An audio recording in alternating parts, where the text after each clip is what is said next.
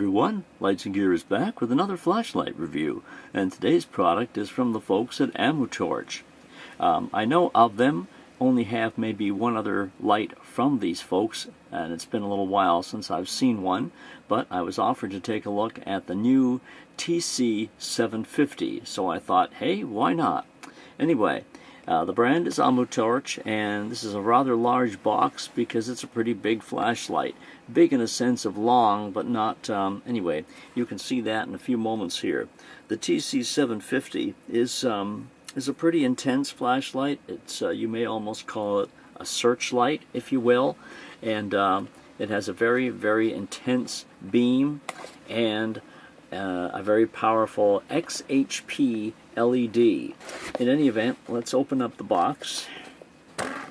And my sample did not come with a whole lot of accessories. Whether this is typical of what you'd get with the actual light, I would basically assume so. Right here is a spare, actually two spare O-rings and a complete spare switch cap assembly, in case the one that's on there should happen to cease working for some unknown reason. But this is the entire assembly here in this little pouch. And also in here is a regular lanyard, standard adjustable lanyard. So here is the flashlight, and it is a unique shape, perhaps, rather thin along the barrel until you get to the head, and then it becomes a big flashlight. This is about 2¼ inches across the top and just about an inch wide. It has a tactical ring down here, which would be removable, and a little area here to attach the lanyard to. I mean, it has weight to it, so I'm not sure how this would be on a lanyard. The lanyard should be relatively strong enough to be able to hold it, but obviously it's no lightweight. And here's the switch on the back for tactical purposes, and as you can see, there's a switch on the side for changing modes. So turn it on and then change the modes. Very simple to operate, nothing fancy here at all. And here's the LED. Now this comes in actually two types of LEDs. There's an XHP50 and an XHP70. This is the 70 version with an orange peel reflector, and it puts out a very intense beam, which even with orange peel, it has a very highly concentrated beam. So it's not a particularly wide or floody beam. I mean, it is to a point, but usually with orange peel you get very floody beams. But this one is not, and partially due to the deepness of the reflector here and how deep the LED is set within it, so that obviously helps in that regard. But if you can take a look at the LED, it has it's an XHP70, and they are pretty unique in their appearance. Here's another part of the light we haven't talked about yet, and that's under the head. So just twist off the top here. Not that you'd need to, but I'm just showing you anyway. Twist off the top. Of course, you have the batteries down in here, and inside the head is a spring. So you do have a spring in the head and one in the tail cap, and this ensures that most batteries, even flat tops like these, usually make pretty good contact, so you shouldn't have to worry about that part of it there. So just showing you that, and there is a pretty nice O-ring here at the base of the threads here as well. So that's pretty nice, and these are also quite nicely greased too, right out of the package. So that's the head part there. So, as I say, it has reasonable weight, but the weight is pretty evenly distributed, so holding it in your hand feels very natural. It is about 8½ inches long.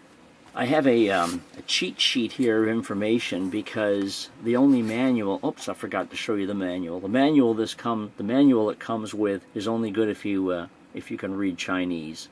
It's a little manual, standard size, but the whole thing is in Chinese. But it does mention here in the information I have about the two LEDs, it has the HA3 anodizing on the body, and it has, now in the information that I printed out, they list 3 modes: low, medium, and high, and strobe. But that's actually incorrect, because there are 4 modes. There's like low, medium, high, and turbo, but there is also strobe. And again, among the information I have, they do list the XHP70 as being the more powerful light at 3800 lumens. But that wouldn't, as I say, that wouldn't be in high, it would be in turbo, because there are 4 modes. So basically it's a little less than 100, and then like 190, 1900, and 3800 for the outputs here. And if you get the XHP50, then it's a little bit lower, with 2000 lumens as the top output. As far as batteries, it takes 2 18650s. No other kind of battery will work in the flashlight. They do not list anywhere what the working voltage is, so I would not attempt to use 4 of any other of the smaller batteries, such as CR123s. I just don't trust how high the voltage runs, so I wouldn't attempt to do 4 batteries. I would stick with the 2 18650. It is impact resistant to 1.5 meters.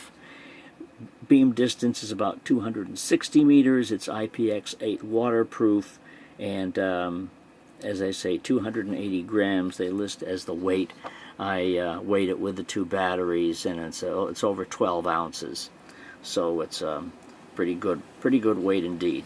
There is a low voltage warning on it as well, and that causes the light to start to do a slow flash when the batteries start to get low. And you know, just basic stuff like that. So operating it is very simple. It's just as you saw perhaps a few minutes ago, it's just a click on the tail, and then the clicks on the side. Let me turn the light off here.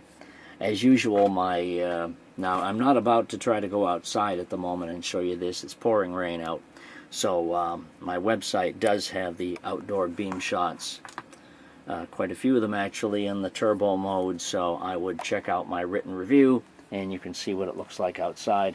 The beam is very nice, and it almost has sort of a warm, almost has a bit of a warmth to it with the color temperature. Not so terribly, not so much as a cool white, or not as cool as some cool whites are.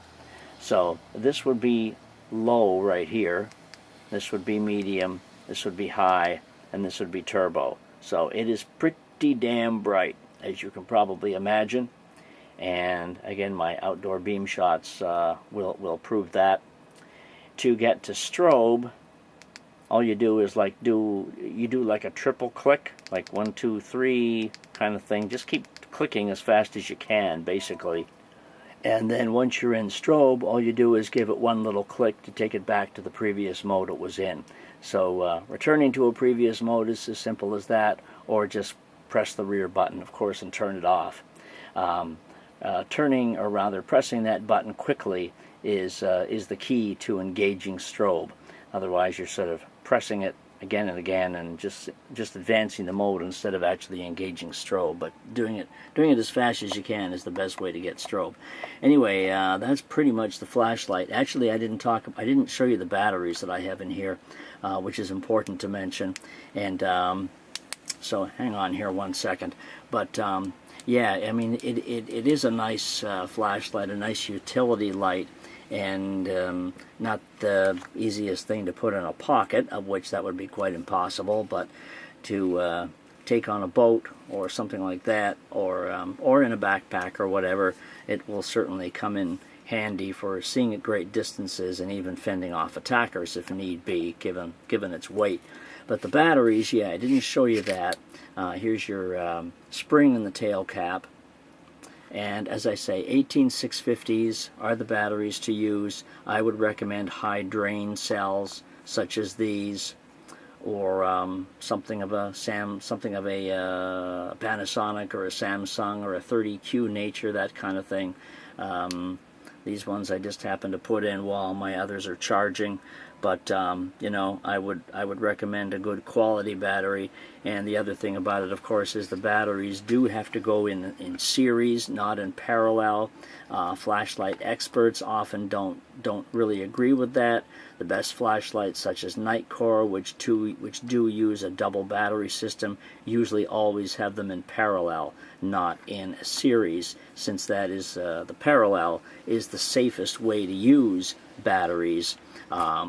Especially lithium batteries and so forth. It's the safest way to use. So it's important, if you are using a flashlight that needs to have two batteries head to head or end to end in the light, that they be of excellent quality. So that's that. So anyway, the Amutorch TC750, the outdoor pictures are on my website where you can take a look, and there's a link below if you want to pick one up at Banggood.com, who was kind enough to supply me with a flashlight for this review. So I would check out Banggood if you want to pick one up. And the same link is also in my written review, and there's probably a coupon code there to save a few bucks as well, as there will be below in the description of the video. So again, thanks for watching. Hope you've enjoyed it. Comments, questions, I'm here to answer if you need. And check out Lights and Gear, of course, for more flashlights, batteries, and chargers. And we'll see you next time. Thank you for watching. Take it easy.